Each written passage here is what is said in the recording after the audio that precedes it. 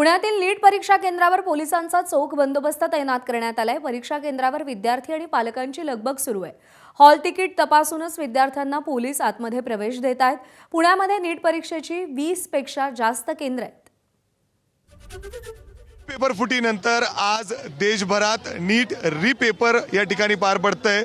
आता मी पुण्यातील SP कॉलेजच्या या नीटच्या पेपर केंद्रावर आहे। इथे जर आपण बघितलं तर विद्यार्थी त्यांच्या पालकांबरोबर पोहोचलेले आहेत। पोलिसांनी आज या ठिकाणी कडेकोट बंदोबस्त लावलेला आहे। आपण जर बघितलं तर सगळे विद्यार्थ्यांचं या ठिकाणी चेकिंग करून त्यांना आतमध्ये या ठिकाणी सोडलं जात आहे। आतमध्ये जर आपण बघितलं तर मोठ्या प्रमाणात पोलीस या ठिकाणी तैनात करण्यात आलेले आहेत। त्यांचे हॉल तिकीट्स या ठिकाणी चेक केले जात आहेत आणि त्यानंतर प्रत्येक विद्यार्थ्याला आतमध्ये या ठिकाणी सोडलं जात आहे। तयारी बऱ्यापैकी झाली। आज काय विश्वास वाटतं काही गडबड होणार नाही?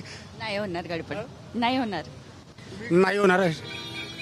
बाकी सगळं कसं वाटतं एक केंद्रावर या परीक्षेचे? ह्यावेळेस इतकं सुंदर वाटतंय का नाही की पोलीस प्रशासन एकदम सतर्क आहे या गोष्टीसाठी। त्यामुळे पालकांना खूप आनंद आहे या गोष्टीचा की यावेळेस पोलीस प्रशासनाने नियोजन झालं, चांगल्या पद्धतीचं नियोजन केलेलं आहे सरकारने।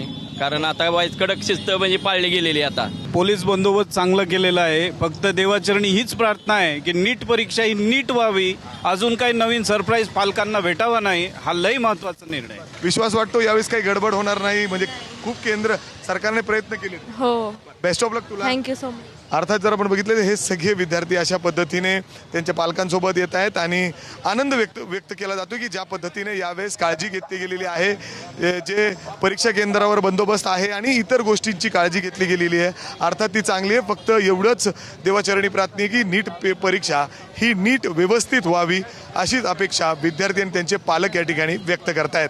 कॅमेरामॅन राजेश बिडकर सह मी मिकी घई, ABP माझा, पुणे।